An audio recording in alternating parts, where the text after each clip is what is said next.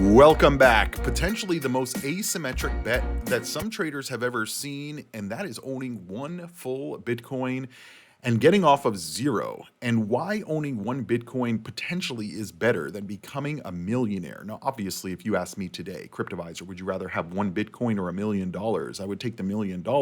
Even after taxes, then you could go and buy about 5 to 7 Bitcoin with that money post-tax, depending on where you live. And so obviously being a millionaire today is better than being one whole coiner. But we're going to discuss in today's video why this whole coiner status is really one of the most prestigious things in the finance and investing world. Because remember, most of the world is still on zero. They still have no exposure, no holdings of Bitcoin at all. And this, as we're continuing to see the world change and moving more towards the digital financial world, including with the president becoming pro-crypto, his family helping to push this agenda and mission forward in bringing digital and more decentralized finance, especially as the banks have been weaponizing the financial system against poor people, against political rivals, and stuff like that. This is an issue, and this is one of the reasons why it's very important, in my view, to get off of zero and potentially hold at least one full Bitcoin.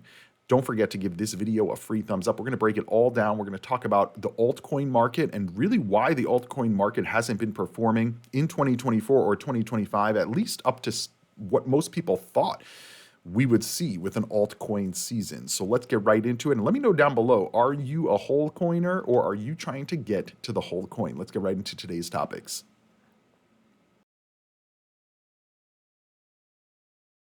Now, like I just discussed, obviously owning $1 million right now would be better than owning one full Bitcoin, because a Bitcoin is only $100,000. So if you can get $1 million and increase that exposure to Bitcoin even more, obviously that's probably the better deal.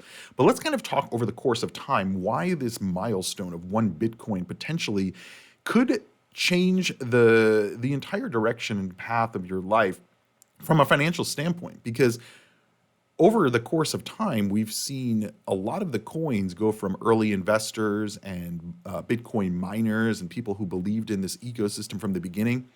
And we're seeing the wealth transfer where the Bitcoin is now going to institutions while the dollars are going to those early holders of the coin. And just to give you guys some context and insight, in 2010, this website would give away 5 Bitcoin per visitor for free. 5 Bitcoin today is worth $518,000. Now, there were these faucets, not just with Bitcoin, but with a lot of the different cryptocurrencies, up until really kind of 2018, when we started to see a lot of the forks of the Bitcoin code and then all of these altcoins popping up. And then the prices of Bitcoin started to go up as well, and we started to see these faucets going away. These faucets were a way for the developers to incentivize usage and testing of the network, right? Because here's the deal. At the beginning of anything, you open a new business, you open a new restaurant, a new bakery, like you have to get people to try the food. Otherwise, they're not going to come in. So what do you see a lot of times? People are handing out free samples, right? You go to the mall, they're handing out free samples, and then you're like, wow, this is good. And then you go and buy the food, right? That is what these Bitcoin and crypto faucets were about, because you have to distribute the coins to incentivize usage of the coins. And then as people utilize the coins for, transactions and payments and whatever else, store of value, they start to see the value go up. And then they're like, wow, maybe I need to invest more in it. But 5 Bitcoin, it seems like a lot today, but it wasn't really that much back then. I remember even in 2017, the faucets would give, I think, 1/10 of a Bitcoin every day. And so if you did that over the course of 10 days, you would have one full Bitcoin. But it's much harder for most people, especially in the United States and around the world, who don't have large savings, to kind of move this money and invest. And to give you guys some insight into this, I pulled up this video. It's a clip from, I think, TikTok. And this girl goes around a major city. I don't know what city this is, maybe New York, Chicago, San Francisco, something like that. And she starts asking people in the older generation what their age is and how much money they actually have. Now, keep in mind, some of these people are tourists, but it gives you kind of the general understanding of, most of the boomer generation, like they don't share their financials with their kids or with their heirs, right? And so they don't even know how much money they actually have. And so I would imagine the boomer generation, it's either like these people have a lot of money saved up or they have very little money saved up and they're living on pensions.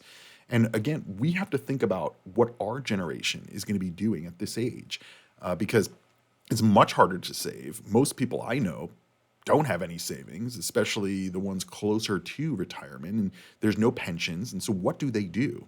Right? What is the solution? Because just having money in a bank account, in a savings account, while the dollar continues to get devalued through inflation, this doesn't fix anything. And this is where Bitcoin and crypto come in, specifically crypto. We're going to talk about the altcoins in just a few minutes here and why I think that really the focus right now and what we've been talking about on this channel for a while is all roads lead to Bitcoin. Not to Ethereum, not to Solana, not to Cardano, not to Avalanche. All roads lead to Bitcoin. And so let's listen to what some of these older generation folks have in terms of savings at their age.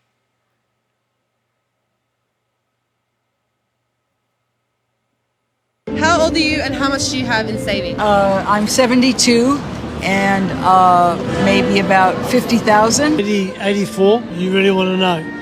Up to you, yeah, if you want to tell us. Currently at the moment, 2.3 million. I'm 75 and I've got about $70,000. How old am I?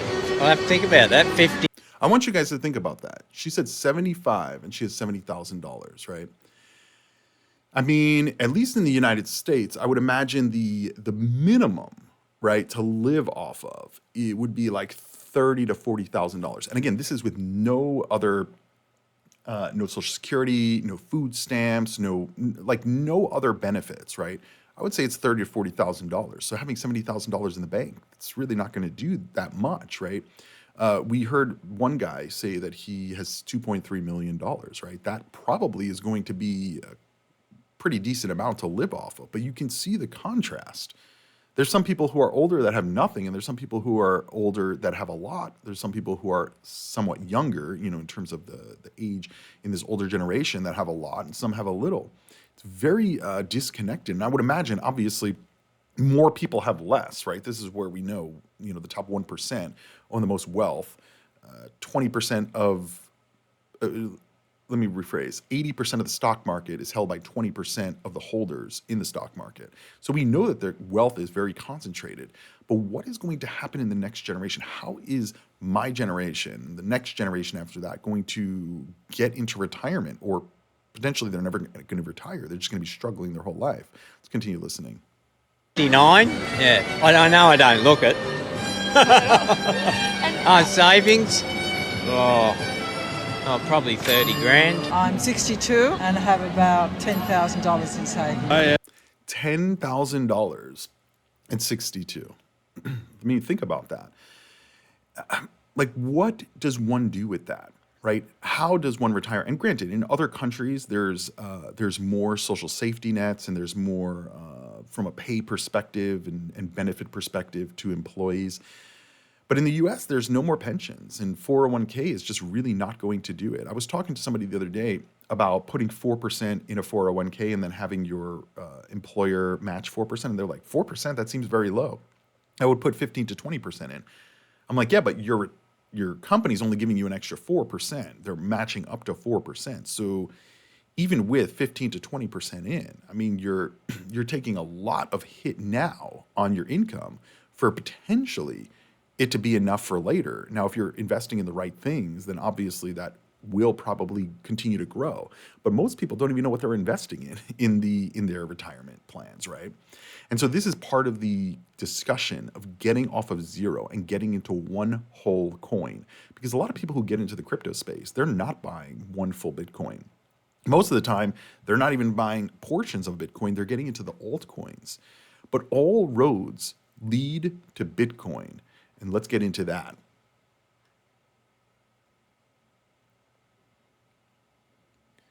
This is the first time in probably our generations, and potentially the last time in our generations as well, that we will have the opportunity to invest in an asset class at the very early stages, right? Bitcoin has only been around for less than 20 years, and it is already becoming an asset class of its own. And Anthony Scaramucci says $500,000 Bitcoin would seal the deal, right? We're only 5x off of that. And from a market cap perspective, that would bring us to about $10 trillion. And that's putting Bitcoin in line with gold. And remember what happened during the gold rush, right? Gold has been around for forever, right? But the gold rush, at least in the US, we saw that happening in the 1900s, right? And we saw a lot of people becoming very, very wealthy off of this. And a lot of people said, oh, no, it's not going to be anything. You know, I'm not going to put my money into that. I'm not going to do that. And they were not able to create wealth or generational wealth. Bitcoin is potentially that next thing, right? And this always happens, right? There's always this new thing, right? Maybe it's going to be AI. Maybe it's going to be the next technology. Maybe in 100 years, they'll have another payment system. But for what we have today, this is the top asset class in terms of growth. And so Anthony Scaramucci says 3 trillion is like the Mag 7, right? These are the top 7 stocks in the, I think, S&P 500. I don't know why I can't stop this. Hold on. These pop-ups on some of these websites are completely out of control. But anyway, $3 trillion is like a Mag 7 stock. $20 trillion is an asset class, Anthony Scaramucci said. He said, so if you tell me that Bitcoin can get to $500,000, people will be writing stories that Bitcoin is an asset class. And I would agree. I mean, it already kind of is. I mean, people already believe that it is. We know that the ETFs are continually buying into Bitcoin because they see where this whole digital asset space is moving. And so this brings us to the analysts, right? And what I have been showcasing on this channel, and this is why it is extremely important, if you're not already a subscriber, to hit that subscribe button, turn on notifications, that way you'd never miss a new video. If you want to help support this channel, click the join button down below to learn more about becoming a channel member. But the most important thing is giving the video a free thumbs up, because crypto is not free, but thumbs up are always free. And so we've been showcasing on this channel analyst after analyst after investor after investor coming out and saying this is the best trade they've ever seen. Maybe it's too late in the cycle in 2025 to buy in at all-time record highs at $100,000. But the bottom line is, over the course of time, Bitcoin is going much, much higher. And analysts, researchers, investors, what they see is no matter what the FUD is, no matter what the narrative is, no matter what the regulators want, no matter what the billionaires want, no matter what Congress is saying about Bitcoin being or crypto being negative, people believe in it. And people believe in it for many different reasons. A lot because the traditional financial system is completely set up and rigged against, the bottom 90%. And people don't want to invest in that. So we are going through a wealth transfer. The boomer generation is, passing on, and their estates, their money is moving to the next generation for the most part. And so the next generation is taking that money and they're pulling it out of those traditional investments. They're putting it into the future of investing, which is digital finance, which is AI, which is some real estate. And this is what the estates or the families of the boomer generation are doing. And this wealth transfer is ongoing, right? We see the gold bug saying, no, Cryptoviser, Bitcoin's not good. Gold is better. Gold has been around forever. And it's like, yeah, but gold has not increased in value. Could it be a store of wealth? Maybe. But, there's unlimited gold in the universe, I would imagine. And there's even discussions about potentially lab-grown gold. And so the question then comes, like, if gold is not the premier asset, what is? And for now, in the digital age, Bitcoin and crypto are taking this spot. This may not last forever, but here's the deal. In your lifetime, what is more likely to happen? Bitcoin continuing to gain traction and going up in valuation as the dollar continues to inflate and devalue. This has happened with every fiat currency throughout the history of the world. And really, gold is the only thing that has outpaced all of that and has been around for millennia, right? Bitcoin is not going to be around in 1,000 years. I don't think it will. I don't even think it's going to be around in 400 years because the network is not meant to be around that long, right? society and the world is constantly evolving and constantly coming up with new iterations of things. And so I would hope, people always say, Cryptoviser, what happens in 100 years when they mine the last Bitcoin? It's like, I don't know, I'm not going to be around, and honestly, I don't care. Hopefully the world has evolved by that point where Bitcoin may still become be a store of value, but there'll be a different type of form of money. And if you don't believe me, just look at all the altcoins. I mean, according to CoinMarketCap, there's like 14 million, 16 million cryptos. 16 million cryptos that are all trying to be better than Bitcoin, and none of them have been able to do that just yet. But I think in the future, we'll have a different form of money. Maybe it will be something completely different than blockchain, maybe a more advanced, maybe it's going to be AI will create it. So I don't know what's going to happen in 100 years, and honestly, I'm not going to be around for it. I mean, maybe I will, hopefully I will, but most likely none of us are going to be around for that. So we have to look at what the market is in front of us today. And what can we do to protect our financial futures? In my view, this entire century, right, from when Bitcoin was created, like 2010 till 2100, I think Bitcoin will continue to grow and gain value. At least that's the path that we're on. And it's going to be very hard to stop that path because of all of the boomer generation is changing and saying this is the best trade in the history of at least their time in the markets, and they're all flipping to crypto. The younger generation is already believes in crypto, is already on that narrative. So now you have the boomers getting in, and so they're transferring their wealth, even some before they pass on their inheritance to their kids. And so this is the wealth transfer. This is why people say, well, Cryptoviser, why am I going to hold the Bitcoin now? It's at the top of the market. I'm not saying hold it now, but in the bear markets, and if you're buying, and now you're selling at $100,000, you've made a 5x, a 500% increase in basically a little bit over a year. You can't see this in any other asset class. And so is it going to stay at 100,000 forever? I don't know, maybe, maybe not. But the bottom line is getting on that whole coin could potentially change the future of your financial life. Let's listen to what Lawrence Leopard, who is a very well-known analyst and trader in the markets for decades. Let's listen to what he says about Bitcoin and the crypto ecosystem.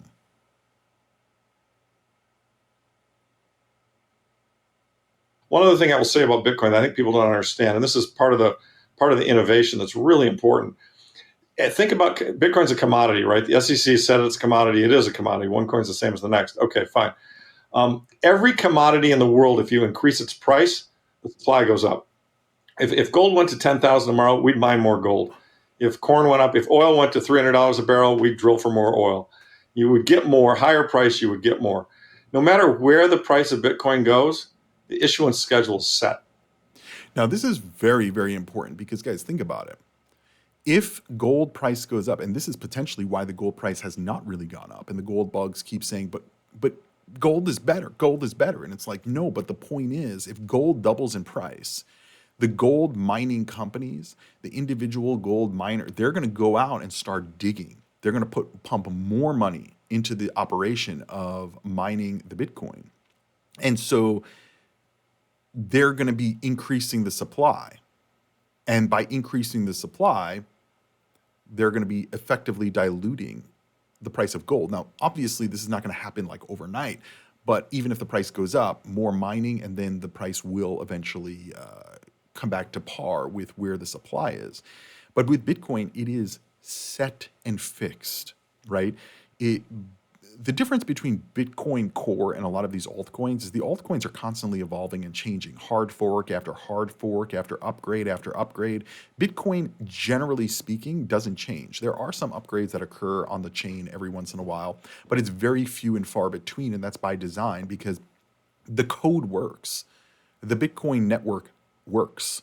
There's very little tweaks that actually need to occur. Even if you say, well, the network is slow, well, that could be a security feature built in. That this is a store of value. This is a store of wealth. It's not supposed to be making micropayments for somebody buying us a pack of gum or a coffee at the store, or as recently as Steak and Shake started accepting Bitcoin. A lot of this is done on Lightning Network, which is a layer 2, and effectively you could say it's not really Bitcoin. You're just paying and finalizing the transaction on the Bitcoin network. But effectively, you're using a pool of funds on a separate layer of Bitcoin to make those payments. And so I agree with what he's saying here, right? If what we see happening with MicroStrategy, where Michael Saylor keeps buying more and more Bitcoin with debt and selling shares on the open market. And so think about it. The valuation of MicroStrategy is going higher and has over the last few years. But now, because the price is higher, MicroStrategy can sell shares on the open market, which is what they are doing. And by selling shares on the open market, they are diluting their own shareholders the same way that Lawrence was just saying, if the price of gold goes up, they're just going to mine more gold. And so by mining more gold, they're adding to the supply. By adding to the supply, they're diluting the other Bitcoin or gold or whatever the situation is in the ecosystem. Can't happen with Bitcoin.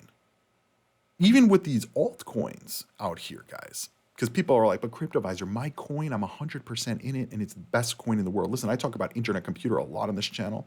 We talk about Hedera a lot on this channel. These are very small portions of the portfolio, right? Because these coins, they have other technologies they're trying to achieve. But the likelihood that they're actually going to achieve this on the level that Bitcoin is highly unlikely, at least for many, many years, if ever. And so that makes Bitcoin the premier asset, the premier hodl, the premier crypto, and the premier investment effectively, at least in my view. And these are all my opinions that we're talking about on this channel. Let's continue listening to Lawrence.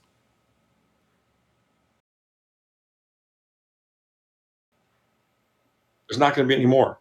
It comes out, every block is, 6.25 coins right now, soon to be half of that. So, that's unique. And I, as a result of that, the world has never seen anything that really kind of looks like this, which is why, Ronnie Stofferly had a great chart on it. Showed, Bitcoin from inception has grown at 145% compound annually. And it's got a lower Sharpe ratio than any other asset. This is an amazing beast. It really is. And so I, look, but it's volatile, and to some it's scary, and I get all of that.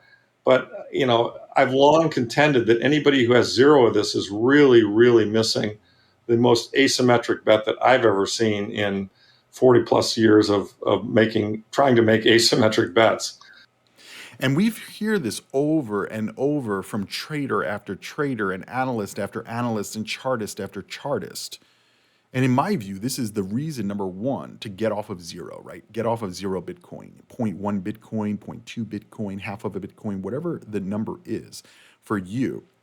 And try to get to that one Bitcoin, because it is going to be increasingly more difficult to own one Bitcoin, and whole coiners are going to increasingly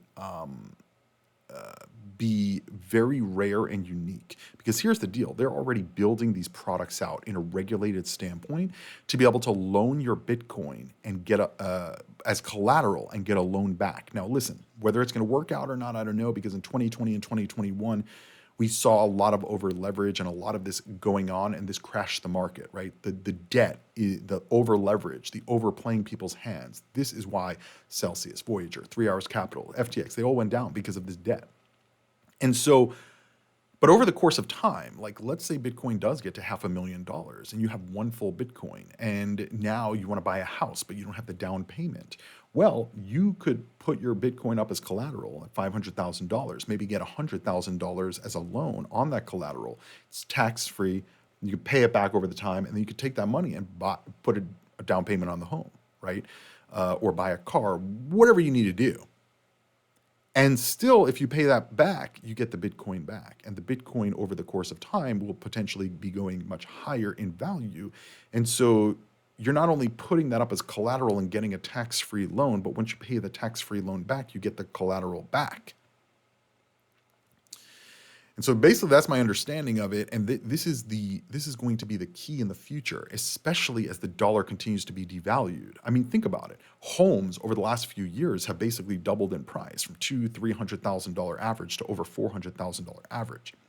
Now that may come down a little bit, but if they keep printing and devaluing the currency, home prices are going to continue to rise, right? And so as home prices continue to rise, people are going to need higher down payments. They're going to need, and basically people, the old way of saving in a bank account where you would get, I mean, I remember my first bank account got like, I don't know, 4 or 5% interest. And now the banks give you 0.01%. So they give you basically nothing. And this is why we're seeing a lot of people jumping into MicroStrategy, right? And even Michael Saylor is admitting that strategy shareholders would suffer if Bitcoin were to fall 90% and stay there for 4 to 5 years. But people don't care. They're seeing that risk and saying it's worth it because I'm going to hold MicroStrategy. And MicroStrategy is the largest holder of Bitcoin.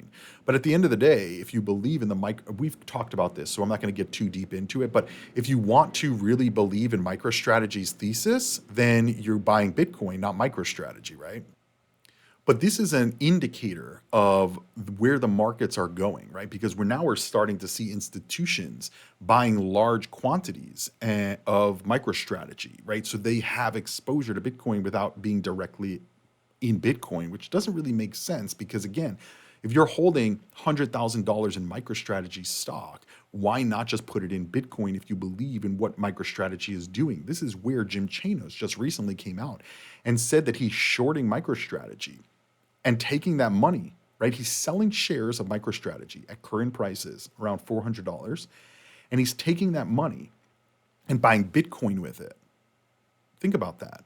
He's effectively playing Michael Saylor at his own game. He's playing Michael Saylor at his own game. He's selling Michael Saylor shares of MicroStrategy, right?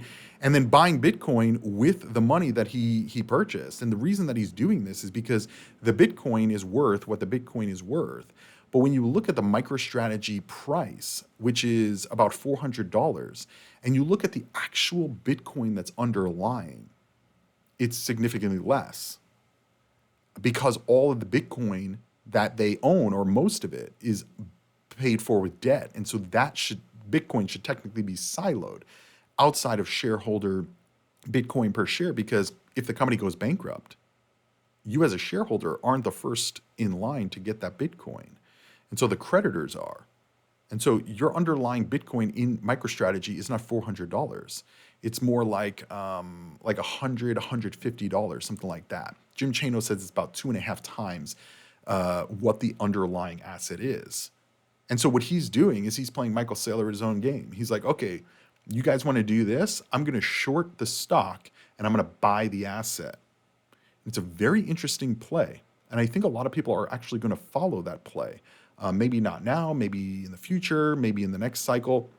But if MicroStrategy and all these other companies continue to take this risk and not see, and the shareholders as well, because there are people we've talked about who are, quote, irresponsibly long MSTR, which I don't really fully understand exactly what that means. But, if you're irresponsibly long MicroStrategy, that means that you probably have at least a large portion of your portfolio in MicroStrategy. But why would you be putting in a MicroStrategy and not just put it in Bitcoin, right? Because MicroStrategy, they're buying the Bitcoin with debt. And so that's really more risk on MicroStrategy. Obviously, there's risk in the Bitcoin because if they have to liquidate, that could cause a panic in the Bitcoin prices. But I just want you guys to focus on the point is buying Bitcoin. It's not buying MicroStrategy. It's not buying these altcoins. It's Bitcoin. And later down the road, maybe in a cycle, maybe the next cycle, maybe 2 cycles from now, maybe 3, then it may be altcoins. But right now, nobody's focusing on altcoins. They're focusing on Bitcoin and accumulation of Bitcoin and getting as much Bitcoin as they possibly can. And that includes even shorting the companies that are buying Bitcoin, because it's not about those shares. It's about the Bitcoin. And that brings us to the Bitcoin ETFs, because the Bitcoin ETFs, they're buying and buying and buying. And what a lot of people missed is that they've already bought, right? We're in the middle of 2025 when I'm recording this video. We're in the 12 to 18 months after the Bitcoin halving, which is historically the most volatile time in the markets. And I'm still seeing people say, but Cryptoviser, when the bull market begins, and I'm like, wait, what? When the bull market begins, it began in 2024. You guys forgot? All these Bitcoin ETFs were buying Bitcoin. Granted, a lot of it was moved from Grayscale to the others, but they were still buying some that were on the open market. And so Right now, the total market cap of all these ETFs for Bitcoin is $125 billion. And so they've already bought large quantities. And who is buying these ETFs? Yes, there is some retail, but most of this is institutions. They're buying the Bitcoin ETFs and they control the market now. They do. But at the end of the day, they can't really get rid of their Bitcoin unless they know they're going to be able to buy it back for cheaper, right? Because that's really the game that we're playing here. Is Bitcoin going to be the best asset class, or is it going to be a stock, or is it going to be an altcoin, or what is it going to be? Where can I increase my value over the course of time, maintain its wealth, and protect the asset itself? That's the question. And so when we look at these Bitcoin ETFs, $125 billion in them, this does not even come close to any altcoins. And I want you guys to see, this is the Bitcoin ETF holdings over time. Again, this was the beginning of 2024, and Grayscale was the only major, they were the only real holding of Bitcoin. Some of these other ETFs had very small portions, but I'm going to play this, and this is going to be a time-lapse video over the course of time of how much Bitcoin are in these ETFs. And look at, some of it gets transferred from Grayscale, but all these ETFs are now fully diversified into Bitcoin. You can see here.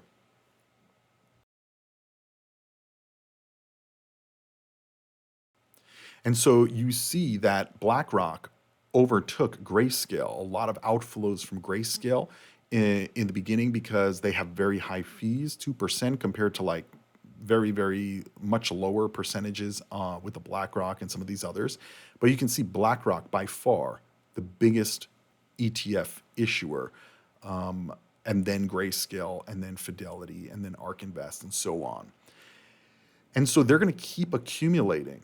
And this Bitcoin, effectively, most of it, is not going back in the open market. It may during a bear market as people sell some off. But remember, there's always going to be a buyer on the other side. And who is the buyer? Is it other ETFs? Is it institutions? Is it investors? Is it large money from overseas? We don't know. But what I can tell you is that the focus is on Bitcoin accumulation. Because as crypto is integrated into traditional finance, guess what? There's going to be so limited amount of Bitcoin that it's going to be much harder to get your hands on it because the price is going to go up. And maybe it'll go down in a bear market. Maybe we'll have fluctuations, but over the course of time, it's going to go higher. And if somebody's wasn't interested in buying at $50,000 and now they're interested at $100,000, believe it, they're not going to be interested at $70,000 if we go back down, or $40,000 or $30,000. They'll say, oh, we're going lower, it's going to zero. And then they'll just write it off. And so in my view, getting off of zero is the first step. And then it's trying to accumulate one full Bitcoin. It is going to be difficult for a lot of people, but it's possible. Go on Reddit and just type in whole COINER, one full Bitcoin. There's a lot of people who dollar cost average over the course of time, and they were able to accumulate one full Bitcoin. It's the same way that nobody thought MicroStrategy would have over 500,000 Bitcoin, and they're going for 1 million. Don't get it twisted. I do believe that MicroStrategy will hit 1 million Bitcoin by the next cycle. And that's called a Nakamoto, because Satoshi's wallet is the largest holder of Bitcoin in the world. And it's at 1 million Bitcoin approximately, and it has never been touched from my understanding. So if MicroStrategy achieves this, this could be a risk because you have one wallet holding 1 million Bitcoin. But it could also be very bullish because now you have 1 million coins out of circulation, potentially forever. And so understanding all of this and then seeing what's happening from a corporate level and a company level, we're now hearing about Chinese public companies adopting a strategic Bitcoin reserve, buying 5,000 Bitcoin. I mean, that's pretty crazy. We just heard this in the last couple of days. Basel Medical shares are down 15% on a $1 billion Bitcoin buying plan. This is a healthcare company that is Singapore-based, and said that they're in advanced discussions with a consortium of institutional investors and high net worth individuals to acquire 1 billion of Bitcoin through an innovative share swap arrangement. The company said the benefits of the planned purchase include creating one of the strongest balance sheet among Asia-focused healthcare providers and providing unmatched financial flexibility for mergers and acquisitions. It also said the Bitcoin treasury would help this company establish a diversified asset base to weather market volatility. But obviously, the shareholders were not too happy about that, right? So yeah, you can see that the price dropped fairly substantially. Typically, when a company announces that they're buying Bitcoin, the price goes higher. This actually dropped from 44%, 50, 60% in one day. Now, again, this could also be top indicators. This is important to understand as well. But the point here is that companies are now getting into Bitcoin. Some of it is not that good, like this. In my view, this is like what GameStop is doing. GameStop is buying Bitcoin and everybody's cheering it on, saying, oh, they're going to buy 5 billion in Bitcoin. Guys, it's going to be a one shot. They're not buying on a regular basis like MicroStrategy. Number two, GameStop is buying Bitcoin because their business model is a failure and they have no alternative business model. So their business model alternative is now a Bitcoin purchasing or Bitcoin strategy similar to MicroStrategy. But the issue here is that we are at the top of the market. Even if you say Cryptoviser, we're going to go to $200,000 or $300,000 at the top, got it. But we are right now at all-time record highs, or right there at all-time record highs. And so imagining that we're not going to ever pull back from all-time record highs, and that buying at all-time record highs is a good idea. I mean, this goes against like the basic tenets of investing, that you don't buy high, you buy low and sell high. But we're hearing a lot of companies buying at these all-time record highs. This, for me, is a little bit risky. But the point here is I would rather be focused on getting off of 0 and then getting to 1, and you can plan this out. Like, I'm not saying go and buy 1 Bitcoin today, right? I'm not telling you what to do in your investment thesis. This is just my opinions, my analysis on the market, and kind of some scenarios that we talk about. But in my view, if I had 0 Bitcoin today, knowing what I know, I would say wait for a pullback under 100,000, maybe even under 80,000, which I believe will come at some point. Maybe not, maybe I'm wrong on that, right? But wait and then dollar cost average in, or just start dollar cost averaging in now. $100. And then we drop 20%, put in $200. We drop another 20%, add it, make it $400 or whatever the situation is. But as the price goes down, increase the dollar cost average, right? And that will bring your overall dollar cost average down for your entire purchase. This is opposite of what MicroStrategy is doing. And you can see that here. Every MicroStrategy purchase is basically higher than the next in terms of where the price was. And they continue to buy at all-time record highs. Well, now Basel Medical is doing the same thing. They're changing their business strategy and buying Bitcoin, $1 billion in Bitcoin. This doesn't make sense in my view. And it's very similar, I want you guys to remember. In I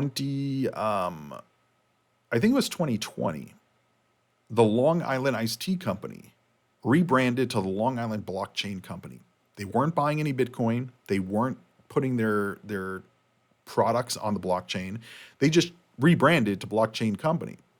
Facebook rebranded to Metaverse. We still don't have a metaverse, right? And so some of these changes that we're seeing in some of these companies that are acquiring Bitcoin, it could look very positive, but it could also be a negative, right? But there's going to be a lot of people who say, but Cryptoviser, they're thinking about the long term. And I agree, they are thinking about the long term. But that gives us an opportunity to think about the medium term.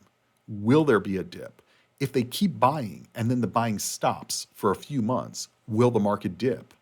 Probably. The other question is, where's all the liquidity coming from? And when the liquidity dries up, who are they buying from? This is where you see the major price spikes and jumps to incentivize more people to sell their coins as more people continue to buy. And that brings us to effectively the second major company in the world, Metaplanet, that is following the MicroStrategy thesis. And obviously Dylan works for Metaplanet. with their Bitcoin strategy. And so he's effectively following exactly what MicroStrategy is doing. Now, is this going to work out? I don't know. But the numbers speak for themselves. Listen here. Asset. Here's another one. Metaplanet, based in Japan. They're calling themselves Asia's strategy. Last year, they switched from developing hotels into becoming a Bitcoin treasury company. The stock price has gained more than 2,000%. My God. So I guess what I'm trying to tell you is don't get mad at strategy. If you really want to hate something, hate the Japanese hotel company, Metaplanet. Like, now, what he's saying is true, right? If you look at Metaplanet, this is the OTC markets, the ones that are available in the US. But if we look at the Japanese market, you can clearly see here at the beginning of 2024, it was worth 17 Japanese yen, and now it's worth 623 Japanese yen. I can't even do the math on the top of my head for that. So let's just pull up the calculator. So it did a 36x or a 3,600% increase, 3,600% increase, which is unbelievable for any stock. But again, it's just based on the price of Bitcoin. It's not based on anything else. And the thing is, MicroStrategy had this thesis to keep buying and buying and buying and buying and buying. And that's what they're doing. And all of these other companies that are buying, the idea is if there's consistent buying from companies and corporations and businesses and even governments on a regular basis, eventually you'll have more buying than Bitcoin network is producing from mining. And therefore you get the supply imbalance. And this is where people think the price goes higher.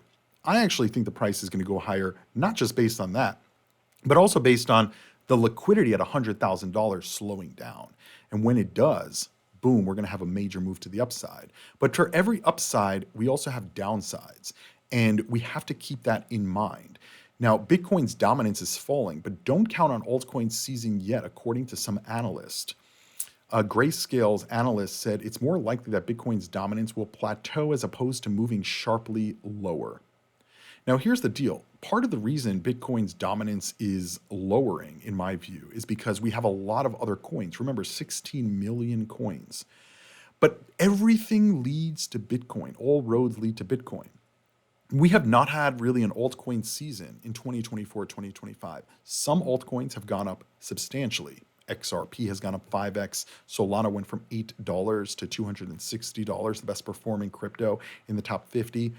So yeah, some cryptos have performed, but I think it's extremely underwhelming compared to previous cycles and compared to what people expected from this cycle. And I think the point of this is all roads are leading to Bitcoin. Institutions are not focused on altcoins. Corporations are not interested in altcoins. Governments are not interested in altcoins.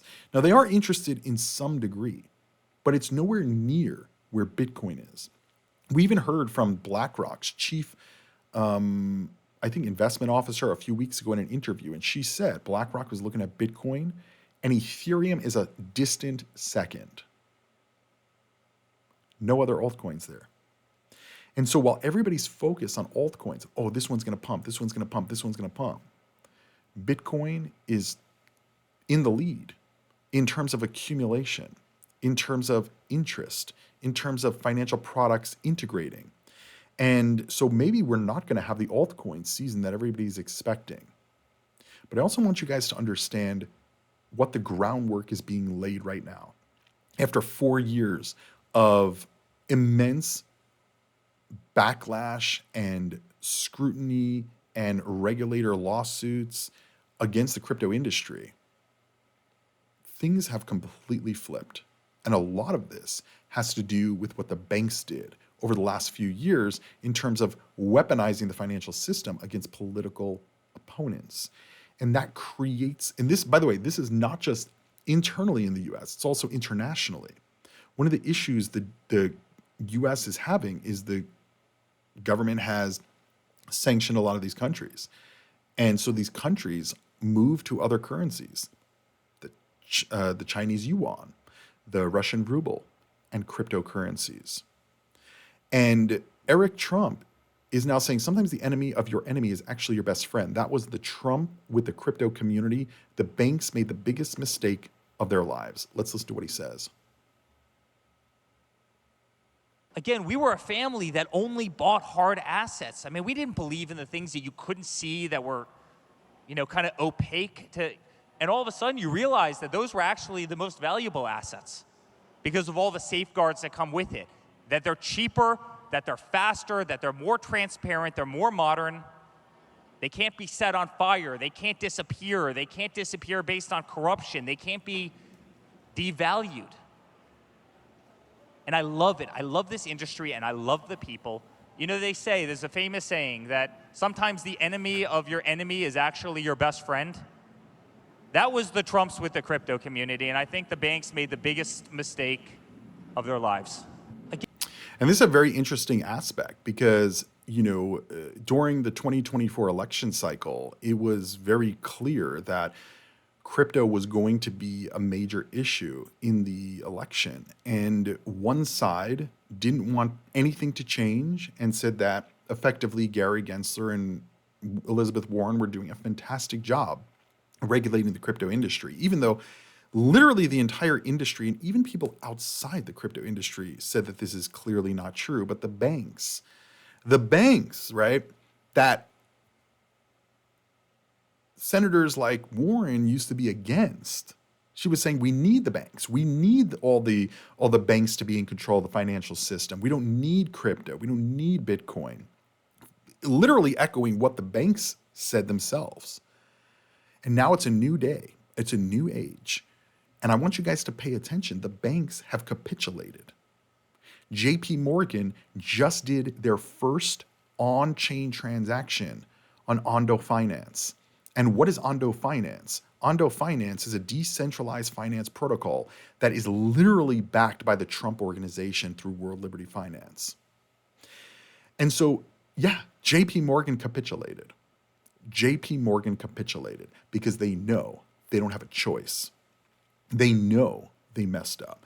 And at the end of the day, all roads lead back to Bitcoin. All roads lead back to the top asset performer.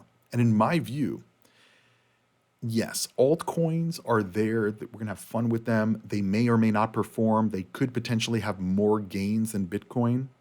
But I would rather have 100% in, or at least a large percentage in a hard asset that is continuing to grow almost as a sure thing, right? Over the course of time, I'm talking about. We may have a bear market, we may have corrective phases, but I'm saying over the course of time, we're going to continue to grow.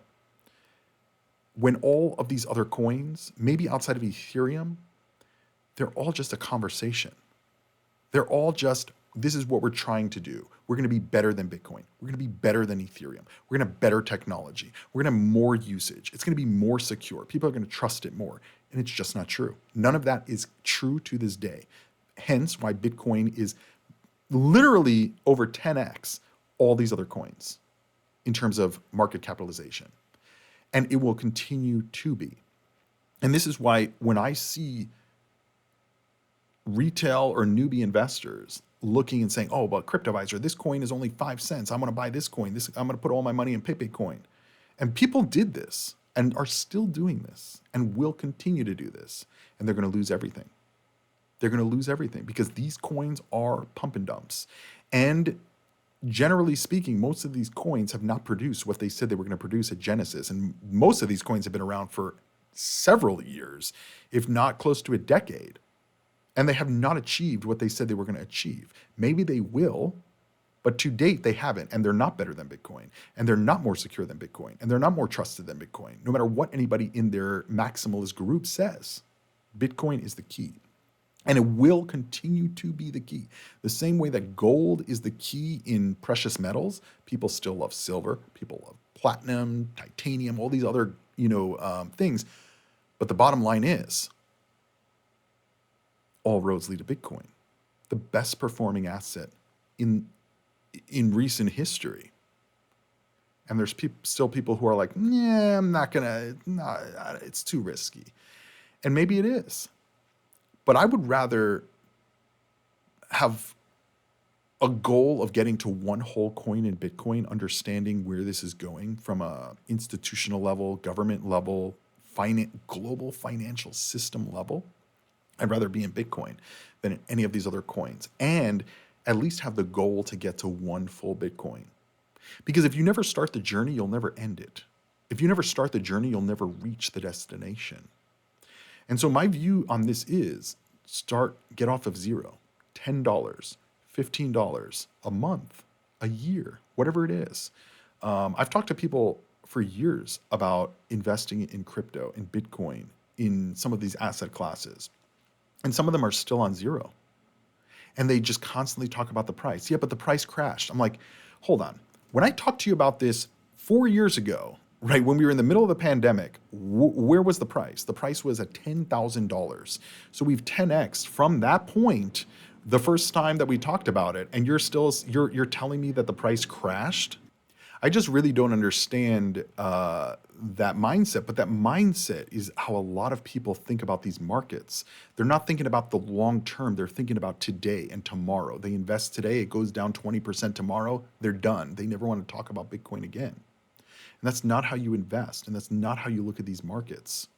You know, I remember when I started learning about Bitcoin, 2018, 2017, they had Bitcoin faucets, right?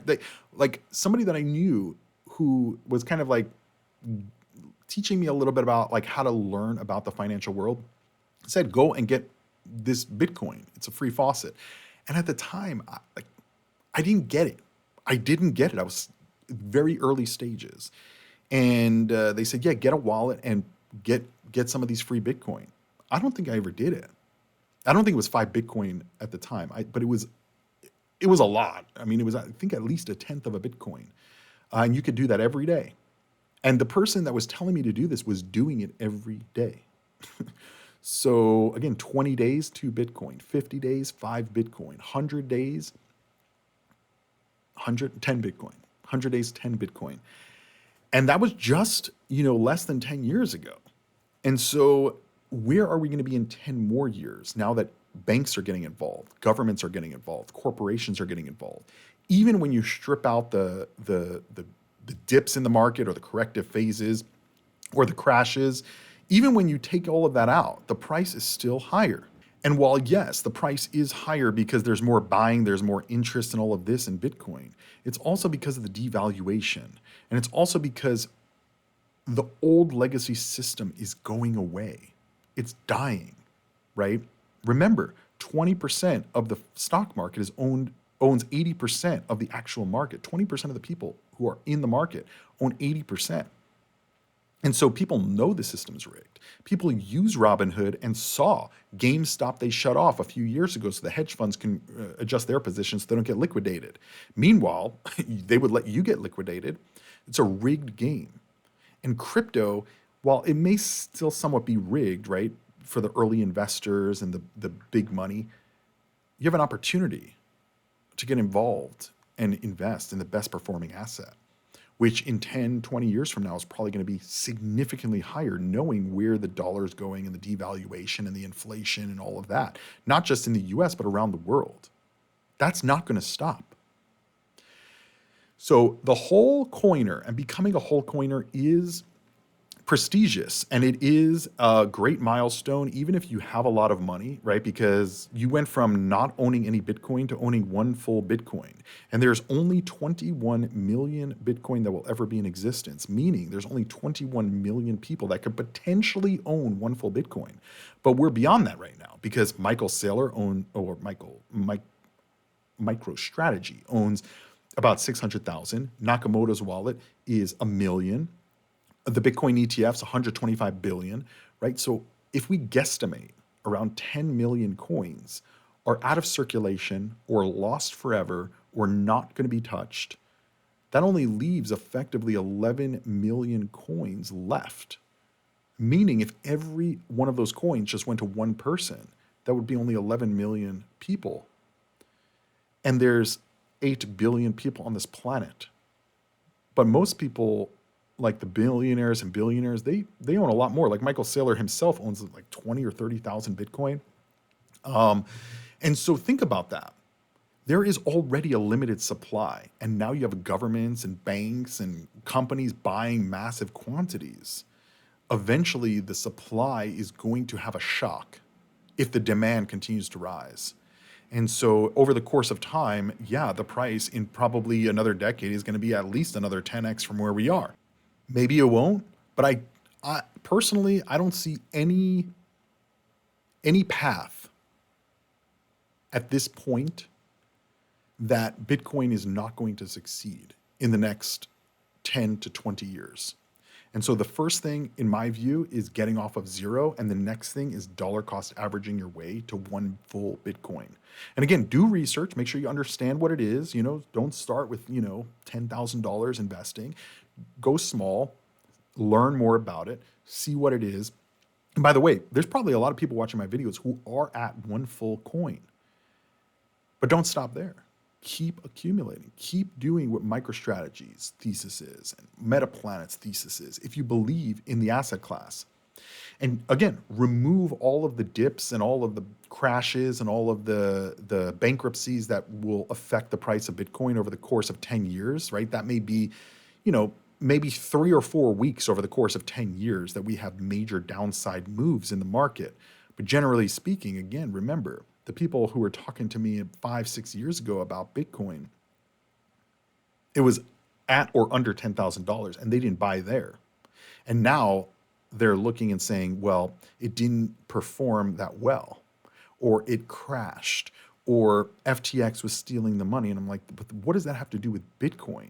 And the thesis behind why the Bitcoin price is going to go up: limited supply, increasing demand, fiat getting inflated and devalued, people wanting to get into safe haven assets because holding money in a bank is no longer. Guys, all roads lead to Bitcoin. Let me know what you guys think down below. Hopefully you guys enjoyed today's video. Don't forget to give the video a thumbs up, hit that subscribe button. I'll see you when I see you. Invest responsibly. Everything that I said is just my opinion and analysis of the markets. Do your own research. Check out my other videos, and I'll see you guys when I see you. Invest responsibly, and as always, crypto on.